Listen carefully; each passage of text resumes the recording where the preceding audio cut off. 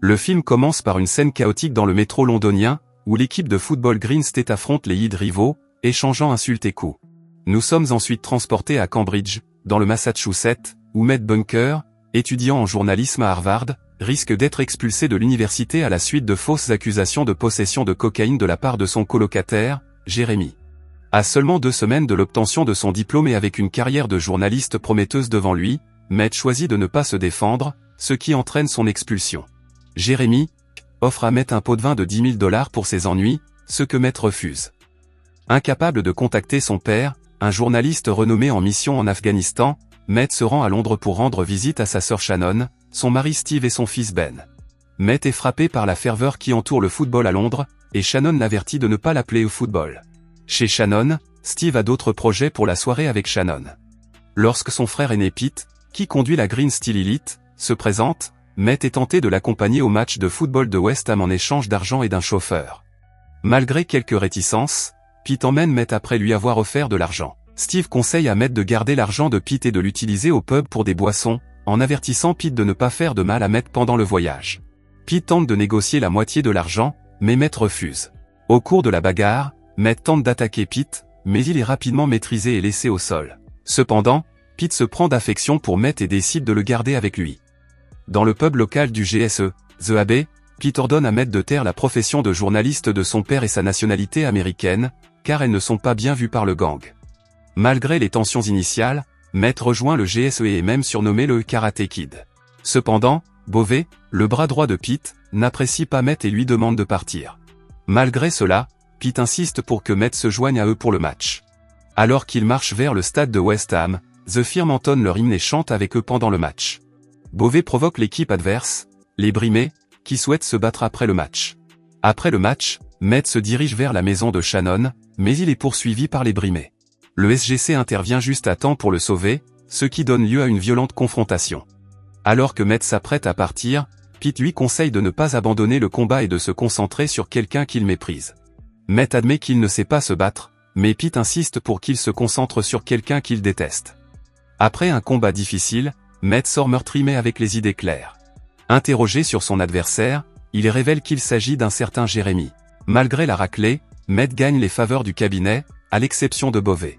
Il passe la nuit chez Pete, qui l'informe sur le principal rival de la firme, les Millwall, et sur leur querelle de plusieurs décennies, née d'un événement tragique impliquant le fils du chef des Millwall. Pete insiste sur l'importance de la réputation et raconte l'histoire du précédent dirigeant de la firme, le Major, qui jouissait d'une réputation exemplaire. Voyant l'état de Matt, Steve se dispute avec Pete.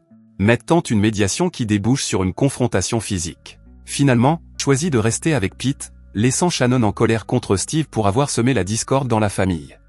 En entrant dans l'abbaye, Bovey insulte Matt et Pete en insinuant qu'ils sont en couple, ce qui manque de déclencher une nouvelle querelle. Malgré les supplications de Shannon, Matt choisit de rester avec Pete.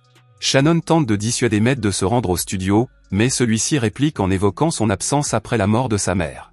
Les deux se réconcilient, révélant la complexité de la famille Bunker. Sur un toit, Matt confie à Pete son expulsion de Harvard et la trahison de Jeremy. Pete exprime son désir de se venger de Jeremy. Interrogé sur sa spécialité, Matt, ignorant le mépris de Pete pour les journalistes, déclare qu'il a étudié l'histoire, sans se rendre compte que Pete est professeur d'histoire. Pete emmène Matt à un entraînement de football, où les talents de gardien de but de Matt sont humiliés par la défaite. À l'abbaye, l'hostilité de Bovey à l'égard de Matt s'envenime, ce qui le pousse à partir et à se rendre au repère des Millwall, où il rencontre Tommy Hatcher, leur chef féroce. Bien que l'avenir de Bovey soit incertain après sa libération, les membres du GSE se rendent à Manchester pour assister à un match à l'extérieur de United. Malheureusement, Bovey ne se présente pas pour le voyage en train, ce qui incite Matt à exprimer son désir d'y aller quand même.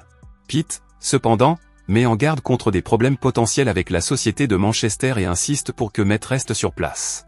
Au moment où Pete fait cette demande, Bovey arrive, mais Matt ignore l'avertissement et monte quand même dans le train.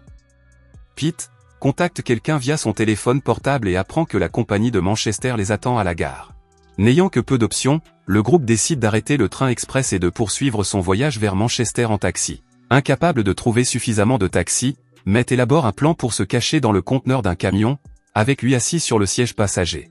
Se faisant passer pour une équipe de tournage d'un film de Hugh Grant, il déjoue les plans de l'entreprise de Manchester, remporte une bagarre et s'en sort indemne. La police arrive rapidement et arrête l'entreprise de Manchester, renforçant ainsi la réputation de bravoure et de courage du GSE. Dans une voix off, Met revient sur ses expériences, notant l'excitation du danger malgré le fait qu'il se sente en sécurité et admettant qu'il s'est habitué à la violence, la trouvant revigorante. Au milieu de l'excitation, Met passe d'un homme habillé de façon décontractée à un membre du SGC en uniforme, se faisant même tatouer pour marquer le changement. Cependant, alors qu'il embrasse cette nouvelle identité, son père arrive, perturbant son nouveau sentiment d'appartenance. Karl Buchner, dépeint comme un homme aux prises avec le manque de discipline de ses enfants, fait pression sur Met pour qu'il retourne étudier aux États-Unis. Alors qu'il déjeune avec son père au Times, Met est remarqué par un membre du SGC qui informe Beauvais de sa présence. Beauvais est furieux lorsqu'il découvre que Met n'est pas seulement un journaliste, mais aussi un espion.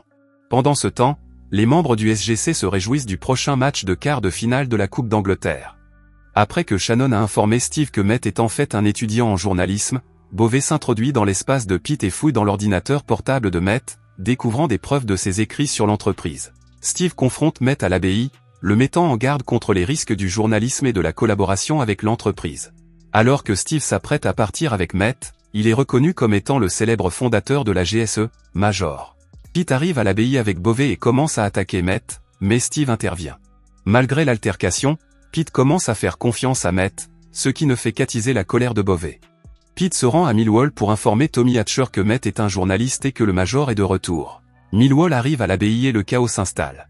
Steve est brutalement attaqué par Tommy avec un tesson de bouteille, mais Pete et Met parviennent à le mettre à l'abri et à l'emmener à l'hôpital. Beauvais exprime des remords pour ses actes. Shannon, furieuse contre Pete, lui reproche d'avoir impliqué Steve dans le monde dangereux des hooligans. Pete rassure Shannon qui commence à comprendre les conséquences mortelles de la vengeance. Les médecins annoncent avec confiance que Steve devrait survivre. Shannon décide de partir à Boston avec son bébé pour se mettre à l'abri.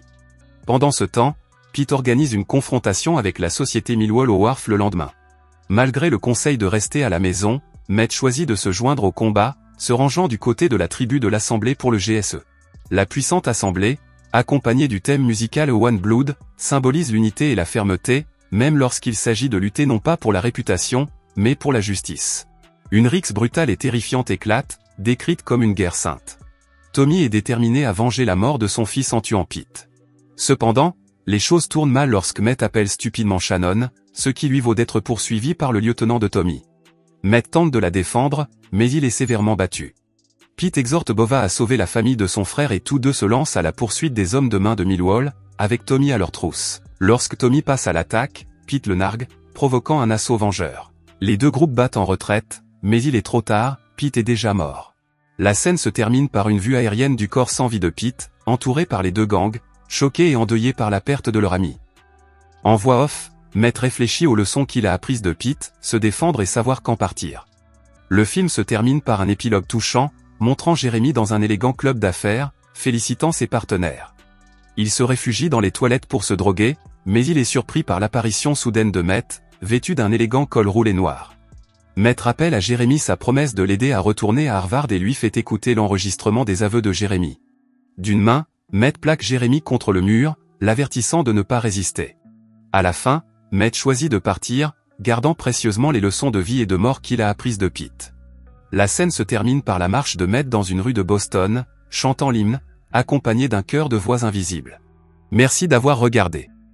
Si vous avez aimé la vidéo et que vous souhaitez aider la chaîne à grandir, laissez un like, un commentaire et abonnez-vous.